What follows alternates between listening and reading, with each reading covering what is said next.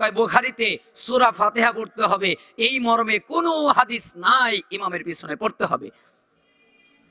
Challenge দিচ্ছে, 1 কোটি টাকার চ্যালেঞ্জ, তোমরা বের করো বুখারী থেকে।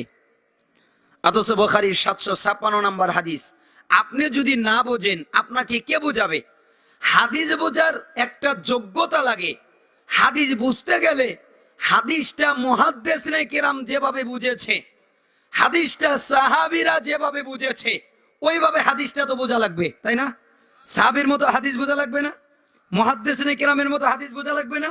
তাহলে সহিহ বুখারীর 756 নম্বর হাদিস আপনি যদি সাহাবীর মতো না বোঝেন, আপনি যদি মুহাদ্দিসের মতো না বোঝেন, এটা বুখারীর হাদিস, তাহলে ওই হাদিস ইমাম বুখারী ভালো জানেন, আমি ভালো জানি। কে ভালো জানে? ইমাম বুখারী, যিনি লিখেছেন, যিনি সংরক্ষণ করেছেন, যিনি হাদিস আরেকজনের কাছ থেকে নিয়েছেন।